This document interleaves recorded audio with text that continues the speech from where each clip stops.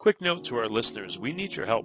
We're close to 1 million views on YouTube, and we have over 5,000 subscribers. But if we can get to 10,000 subscribers by the end of this year, that will allow us to raise money for the Finding Genius Foundation and our study to help those suffering from anxiety, depression, and PTSD. Please just take a second and subscribe to the podcast.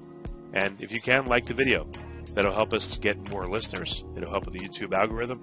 And again, help us reach our goal of 10,000 subscribers and 1 million views. We're going to hit the 1 million views, it looks like, hopefully by May of 2022. But the 10,000 subscribers will be harder. That's going to take until the end of this year. Thank you. Do you struggle with concentration? Have you ever thought of your brain health long term? Bowmar Nutrition is revolutionizing the nootropic and cognitive health industry with Sharp Nootropic Powder and patent-pending Bright Daily Capsules, powered by NeuroBloom. If you struggle with focusing, think of Sharp as brain food that supports concentration. Sharp works with your natural brain chemistry to provide a heightened sense of well-being that can delay cognitive decline and also increase mood. Bowmar Sharp tastes amazing and comes in many different flavors, available in caffeinated and non-caffeinated versions. While Sharp is a short-term aid in cognitive health, think of Bright Daily Capsules as a way to improve overall brain health and prevent cognitive decline long-term.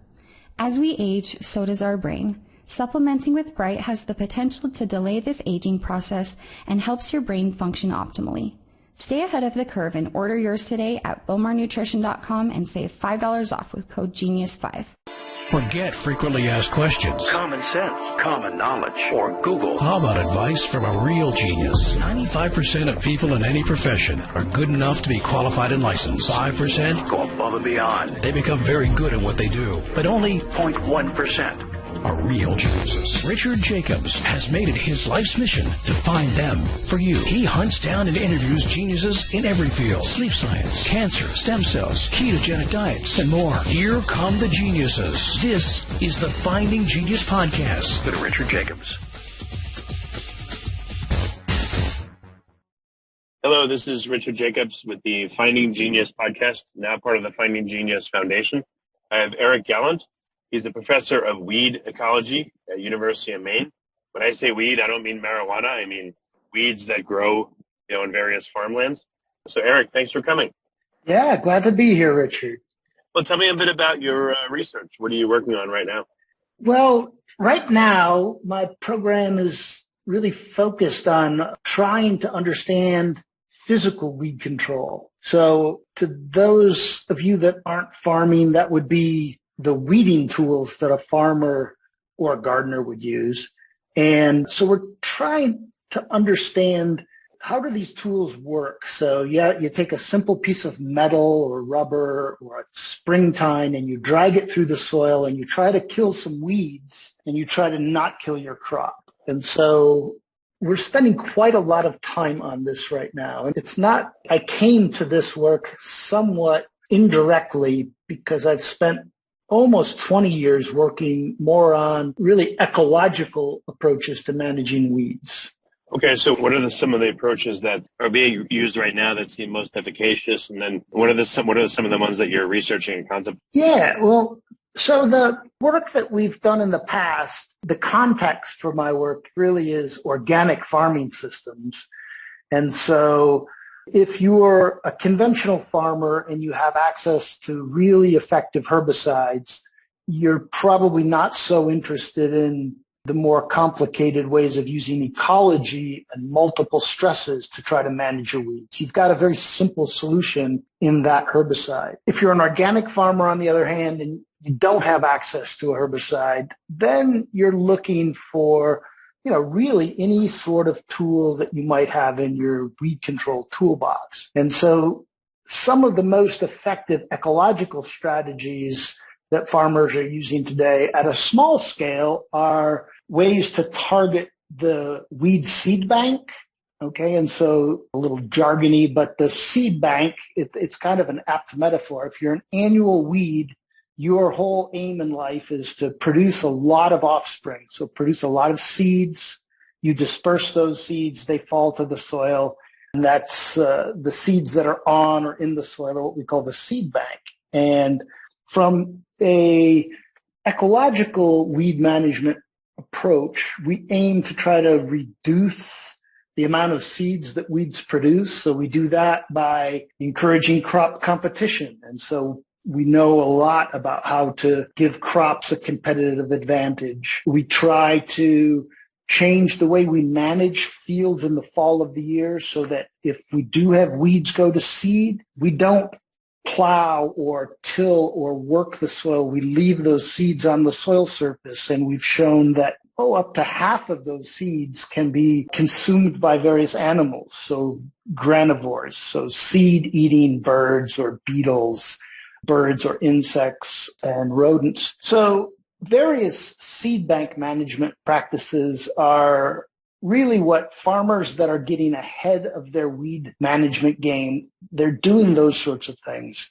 But what we ended up finding is that even if you do the best of all of these practices that we do understand to manage your seed bank, if you then come to the spring of the year and you've got a crop coming up and you've got weeds there and you're trying to cultivate it, you're trying to use a tool to remove the weeds, most of our tools today don't work very well. And so we're basically, the most interesting new results there are some evidence that if you take multiple tools that have different designs and you stack them together, so instead of just using one tool, you use two or three, that the stacking of tools can result in much higher levels of weed mortality than we expected.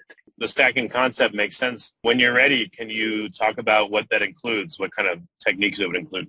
Yeah, sure. So the stacking is something that we did. I had a PhD student, Brian Brown, who's now at the New York State IPM and Cornell University. And so Brian basically looked at a sequence of tools. So a tool that we might call a sweep, like a metal pointed piece of metal that you would drag shallow through the soil, and then follow that by some rubber fingers that a farmer would call a finger weeder, and then follow that by something that looks kind of like a garden rake, and we'd call that a tine weeder. And a sequence of these sort of multiple ways of, or the sequence of three different ways of disturbing the soil ended up with a combined level of weed control that was actually synergistic. So it was beyond what we would expect from just additive effects.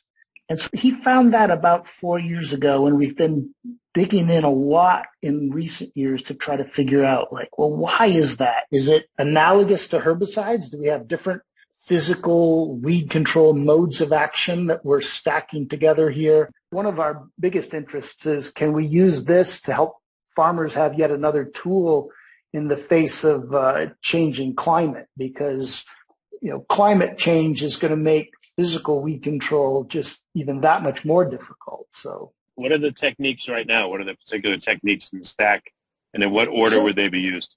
It's not really a prescription thing where we could say that we've picked a particular winner, but it would be, generally speaking, a sequence where you'd have something like a sweep, or something to sort of break up the soil as close as you can get to the crop row, and then follow that with a finger weeder or a tine, something that would then break up that soil and more likely expose those small weed seedlings to drying soil conditions. They're more likely to die in that kind of environment.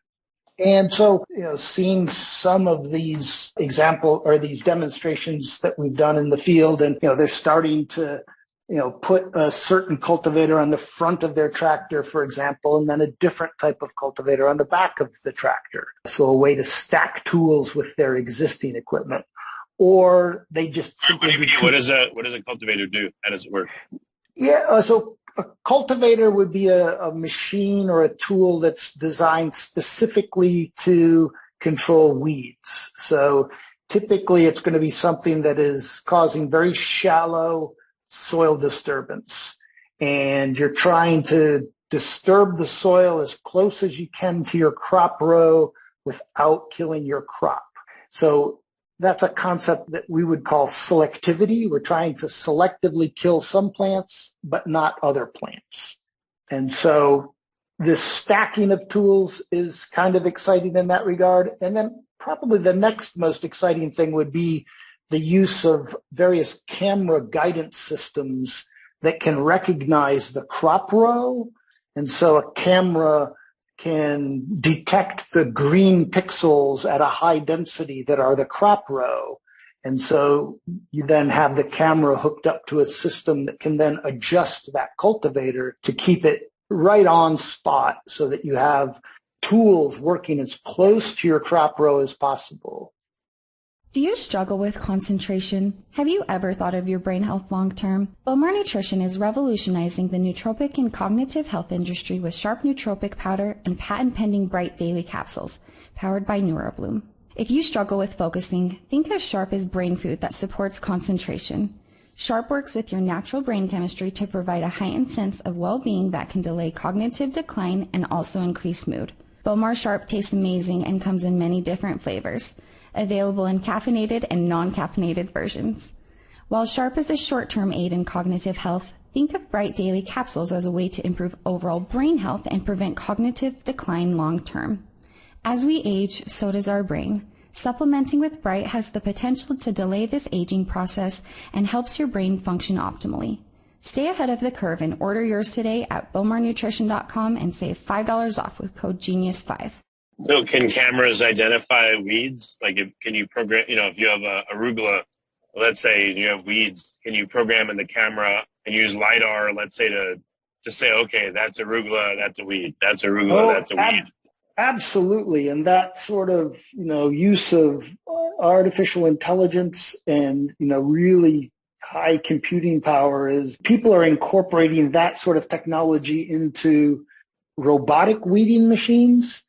And that's probably the next area that I think we're going to see the most advances in is automation in these sort of weeding machines. And in that regard, it's really quite interesting because you've got, instead of herbicides, for example, a herbicide can only be developed by a certain company, right? A company that has a lot of infrastructure to, do the research and development and testing and registration to bring a herbicide to market. A couple of real genius engineering kids in a dorm room can make a small weeding robot.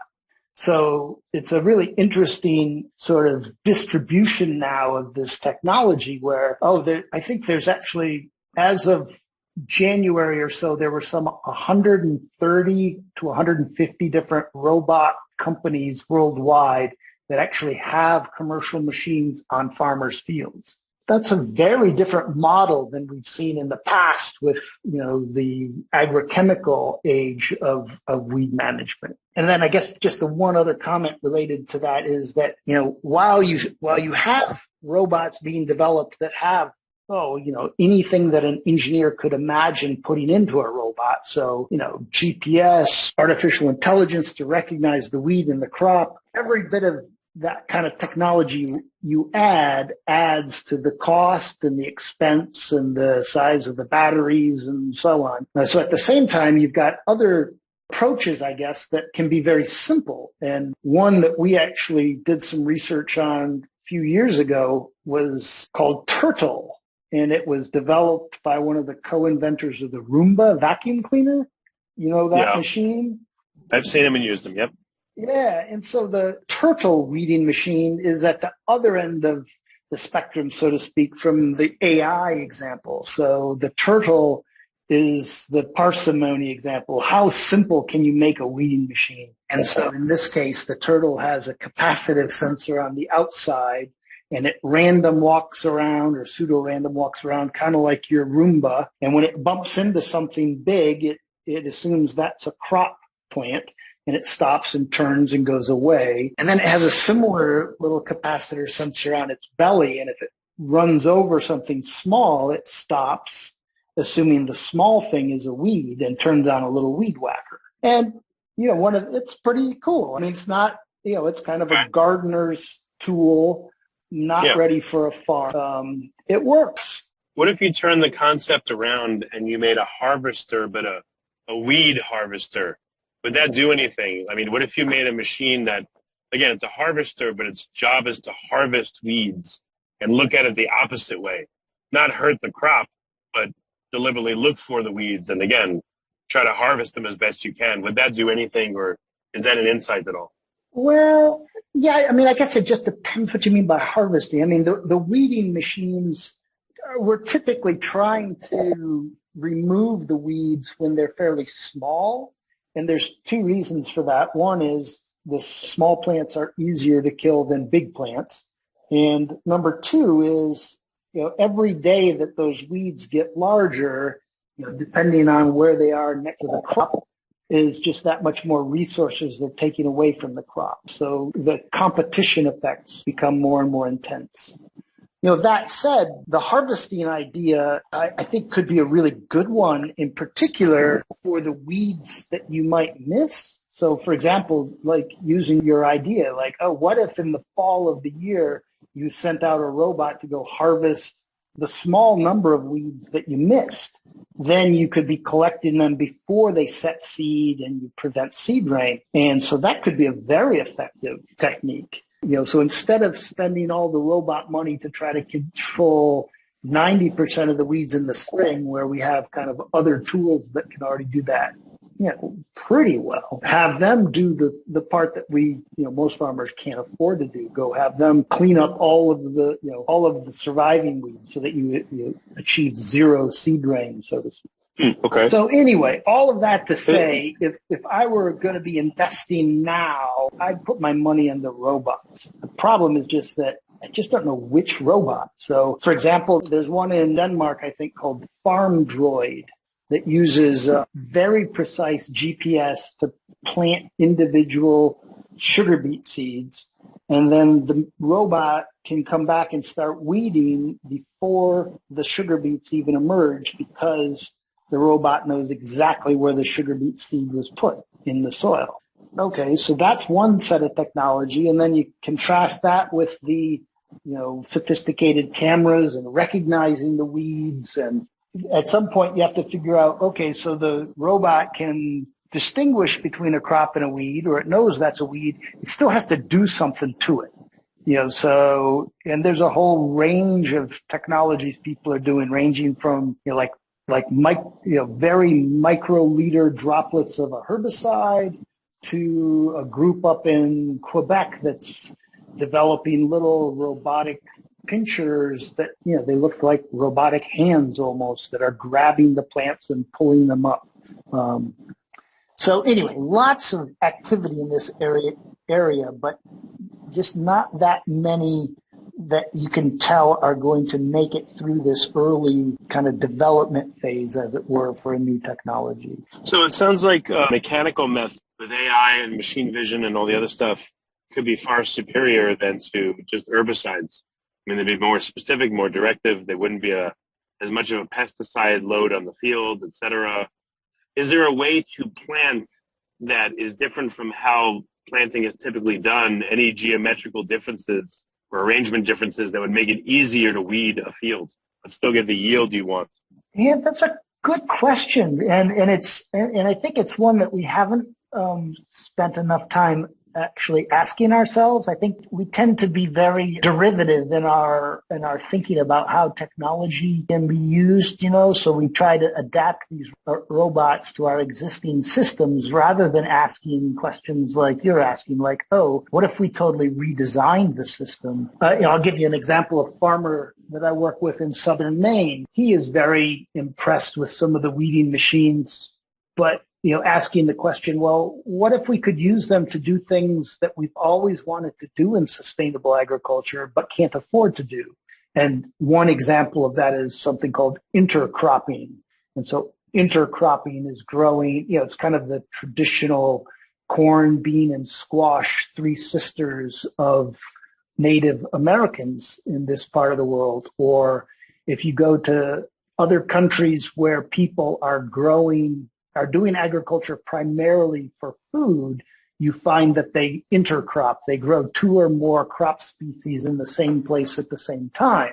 And there's a number of reasons, sort of bet hedging and pest management and more efficient use of resources. But we don't do that because we can't, because we typically rely on herbicides, or we can't afford the labor to go harvest something that's going to mature at an earlier time. But robots, for example, they don't really care. So it may be that, we're able to do some things that we've always wanted to do. And that's pretty exciting. That's kind of where I am. I'm personally just, to have a robot replace a herbicide, yes, I think it does a number of things that are good there in terms of reducing pesticide load in the environment, in terms of distributing the kind of control, or call that, in terms of, that input is going to be distributed to a lot of other, players in the sector as opposed to just a couple of large companies. Herbicide-resistant weeds, that is a problem in some parts of the world, and that it has, conventional farmers looking at these robots as well because, they've just frankly used... Glyphosate is delicious. I love it. I'm just kidding. Glyphosate is an amazing chemical, and, it's so amazing that we've used it until we can't use it anymore in a lot of places. So... Going back to this, I don't know what you'd call it, but spacing, geometry. I even thought of the ground that plants sit on. Is there a way to make hills, tiny little hills or divots, so that, again, a harvester going over, or a cultivator, as you call it, going over the ground would more easily spot, weeds versus crops? Like, I'm sure a ton of effort has been spent on compacting in all the potential crops to maximize yield. But again, is anyone looking at geometries and, soil levels and blah, blah, blah to make this work better so that you get a balance between weeds and crop? Yeah, let's see. In terms of geometry, for a lot of things, we know that sort of a uniform spacing tends to, give you the greatest crop yield and thus the lowest weed biomass, because the crop is more likely to come up and interact with a weed than it is with another crop plant. So, it may be that having automation, small machines or maybe it's large, but machines that could handle that would be facilitated. I think we know that background in terms of the plant biology and the fundamentals of yield and competition. I mean, for many crops, we end up having to space them more widely than that in order to manage perhaps diseases depending on the crop. So I think we have the ecological background, and I think it'll be more like, okay, well, what are there some of those things that we've discovered in the past that we don't do now that maybe we're going to be able to do with the machines? There is some interesting kind of plant biochemistry stuff that's been going on. A group at UC Davis has been looking at putting different pigmented or fluorescent markers in crop plants to make it even easier for a sensor to see where the crop row is. Basically, instead of having to use complicated AI to recognize the crop, it can look for a wavelength showing up on some multispectral sensor. That's related to trying to, make physical weed control more effective. Yeah, I think that's the only other. Sorry? Question here. You mentioned that. I think you mentioned. Did you say weeds associate with other weeds more strongly or intimately than crops? Or do they, what kind of relationship would a weed have with your intended crop? Is there any symbiosis there where the weeds help? Like, what is the interchange between weed and crop? What I was mentioning there is just that if you take crop plants and instead of planting them in rows, where they're really clumped together in one dimension and then they have space in between the rows, instead of planting in rows, if you plant in a more uniform grid-like pattern, actually sort of like a staggered grid, so that you would have this equidistant between every crop plant. Equidistant spacing, a really clever agroecologist named Jake Weiner from the University of Copenhagen did just really beautiful work showing, that ends up being optimal, and in particular for cereal crops. And so that when a weed's going to come up randomly and it's going to more likely be in a space that a crop can compete against that weed. Whereas if you grow the crop in crowded rows, the crop plants come up and they're intensely competing with each other, which you don't want. And then the weeds can come up between the crop rows. That's kind of just a fundamental spacing sort of phenomena. In terms of beneficial effects of weeds on crops, there are a few that I just don't even know. I use them in class every once in a while. And it's not really that much of a benefit, but the crops can respond to reflected blue light, I think, and it can change then the height of the crop plant. I don't know if you consider it a benefit, but basically the crop plants can sense that there are weeds there and then change the morphology so it can change, try to have a competitive advantage.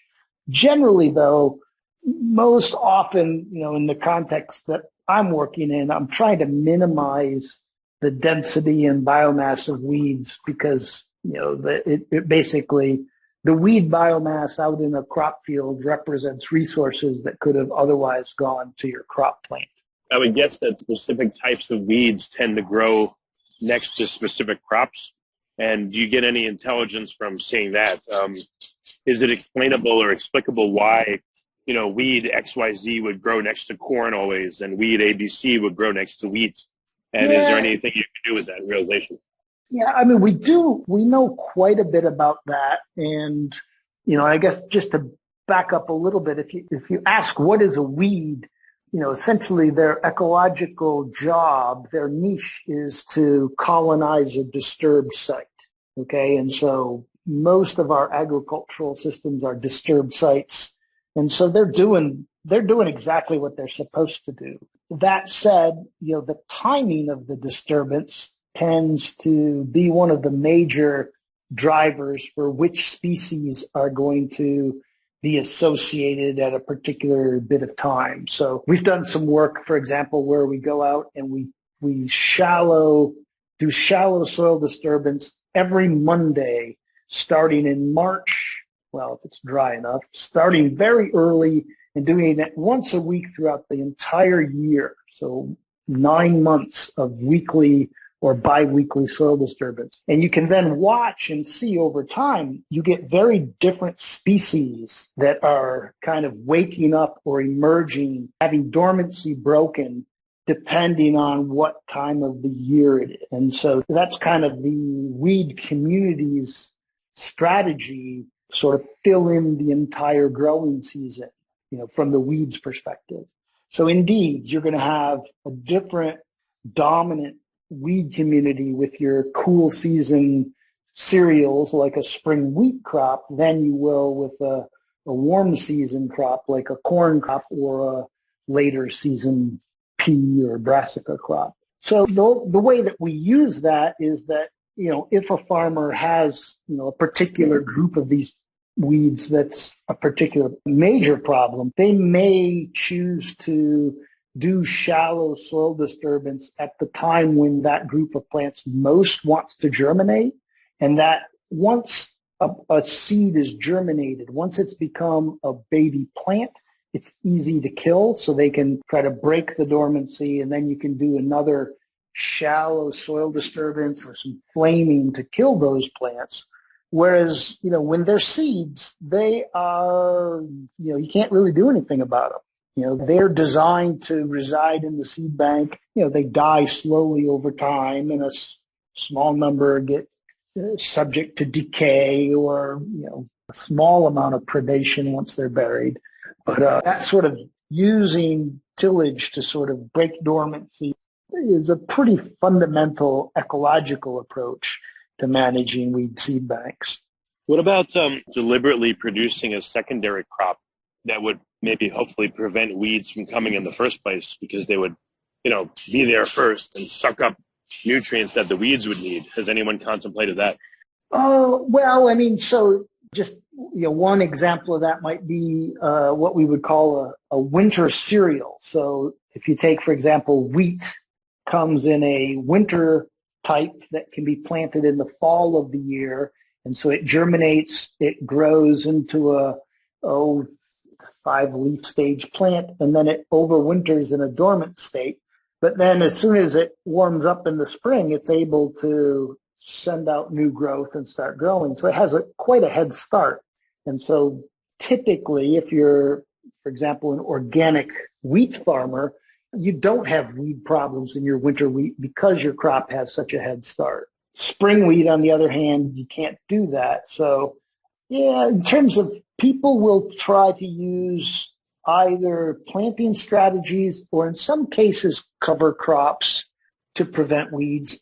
But for example, if you were to plant something deliberately to cover the ground inside of your corn crop. So for example, people may put a green cover crop of ryegrass to occupy the space in between their corn rows. Well, yeah, the ryegrass will prevent other weedy species from growing there, but that ryegrass is, just because it's not, you may not consider it a weedy species, it's still taking up resources, and so generally it's going to reduce your crop yield. So there's not any examples I'm aware of where people are kind of displacing things like that. Well, what if you have that ryegrass and then right before the regular plants are going to come up, you grind it all up, till the whole thing, and grind the remnants of the plants into the field so that maybe the nutrition goes back, and now the wheat crop, let's say, can utilize that. Yep.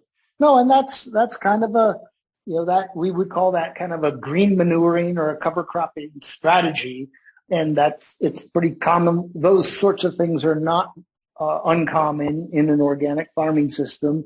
The problem or the situation is that even when you incorporate that material, work it into the soil, and then plant your crop, you're still going to have a flush of weeds coming up with the crop plant.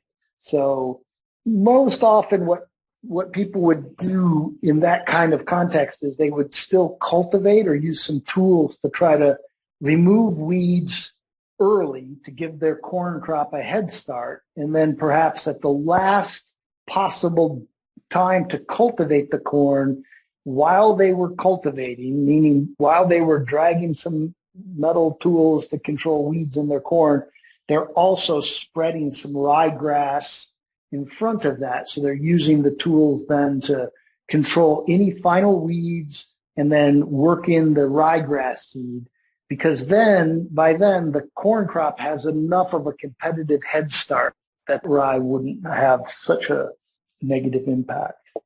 What about, microbes? There are certain microbes that could be added to the soil that are preferential to wheat but unfavorable to weeds, or other pollinators, etc. It's a great question, and there is a group doing some work on this. I years ago worked my first USDA competitive grant was related to looking at soil microbes to weed seed decay, so the microbes that would break down weed seeds in the soil. And the hypothesis was that if you improve soil quality, you have more organic matter, more water holding capacity, more microbial activity. More microbial activity, they're going to eat more weed seeds. And it's just a beautiful idea, and it just didn't work. It taught me early in my career that just because it's your favorite idea does not necessarily mean it's going to pan out. In terms of other examples, I had a colleague there that was at Washington State University who was doing work with Pseudomonad bacteria that would infect the roots of certain weeds, and they didn't tend to infect the wheat crop, but they infected a grassy weed called downy brome, and this group of bacteria just so happened to produce some toxins that stressed out the downy brome. So there's some examples of that. It's just a very challenging system to work with. There's some really cool stuff where they show like the soil microbes. If you have a species that's in its native range, and then you move it to move it across boundaries to a place where it's a weedy species, that they tend to have different soil microbial communities or root microbial communities. And so there's some neat stuff in that. That's getting more into sort of communities, weed communities and natural systems like rangeland and forest, and something that I don't really work that much in. So I pretty much exhausted my knowledge of that, but there's some neat stuff in there. Okay. I guess to go back to an earlier point, no one has seen beneficial interactions between weed and crop. Is that ever happened? But it's so rare. Let's see. Trying to think of one. It's a good question, and I can't think of one off the top of my head, to be honest. Okay. No, I mean, I had a colleague at Illinois who did some work there's a really cool weed called purslane, Portulaca oleracea. It kind of looks like a little mini rubber tree plant that grows really flat to the ground. And actually, as an interesting aside, it has the highest concentration of those, the alpha linoleic fatty acids, some healthy fatty acids, the highest concentration of any plants, as far as my students tell me. Anyway, this colleague was trying to selectively encourage that low-growing weed to be a cover crop, kind of like what you were talking about before. So you'd have this weed growing in between your crop plants. And yeah, it just never really caught on. Kind of a cool idea, but it's just a little bit too niche, Gotcha. Also, too, again, I probably asked you, I'm sure I asked you this, but maybe in a slightly different way. Has anyone come up with complementary crops that could be planted? Let's say if you're doing rows or grid, every other, like you do wheat and every other one is something else that grows at the same time. I'm not going to say corn, but, whatever. Or three, are there crop or 3 crop fields that are more robust because you have a little bit of diversity in plant type versus monoculture? That's a pretty well-established principle, and there's actually a term for that beneficial. It's called over-yielding. So the people that do that kind of research, they call that intercropping research, and they calculate how much land would you need to grow the same amount of yield if you grow it as a monoculture versus in the mixture. And so when you get this land equivalency ratio above 1, it shows you that you're basically producing more in a mixture than you could in a monoculture. And there's lots and lots of examples of the mixtures over yielding compared to monocultures because the plants occupy different soil, they take up different soil resources, different times, are more fully capturing all the available sunlight. They tend to have fewer specific pest problems. So lots of those examples. And the reason that weed people like me are interested in them is that if you have crops that are over yielding, if you have intercropping that's over yielding, it usually means that those crop plants are capturing more available resources in that particular space. And if they're doing that, then it's fewer kind of quote unquote wasted resources that could otherwise go to weeds. And so these over yielding examples typically will have reduced weed biomass and fewer weed problems. So are weeds particularly hardy? Are they kind of like vultures that can live anywhere, or cockroaches that you can't kill? And, do they have better abilities than the crops that we plant for some reason? Are they hardier? Are they just more adapted to growing? Are they better, worse, or what do you think? Well, they're different. I mean, you want to keep in mind, I guess, 2 things. One is what their job is. And so they've got to be pretty hardy if they're going to successfully keep our planet covered. So anytime there's a disturbance, whether it's natural or human caused, you don't see bare earth. It gets covered by something. And so the plants that job it is to cover that is the weeds.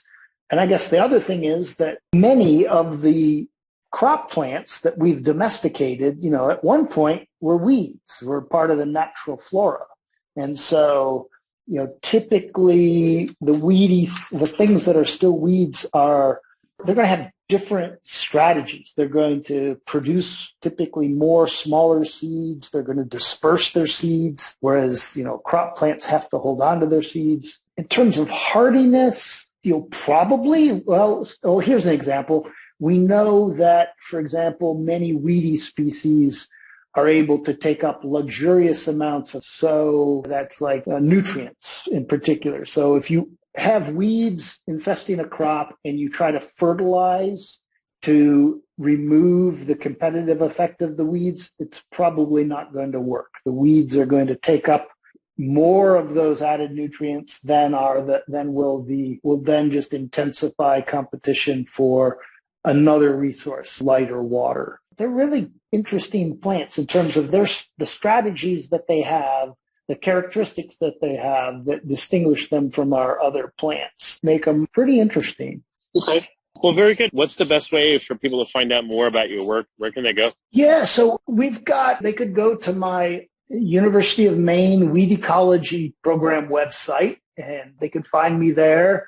My email is my last name, Gallandt, Gallandt, at mainthestate.edu. We've got a pretty cool YouTube channel called Zero Seed Rain, and we've got some videos there. And some of our more recent weed control work is at the forum.physicalweedcontrol.org. So we're in the early stages of building an online forum to try to help connect farmers and researchers and manufacturers working on the tools part of this. So, okay. Well, very good. Excellent. Well, thank you for coming on the podcast. And I know it's just a really interesting subject. I don't get to talk to many people about this. So again, thank you so much for coming. Yeah, great. It was fun, Richard. You got me thinking about some new stuff as well. So thanks a lot. Do you struggle with concentration? Have you ever thought of your brain health long term? Bowmar Nutrition is revolutionizing the nootropic and cognitive health industry with sharp nootropic powder and patent-pending bright daily capsules, powered by NeuroBloom.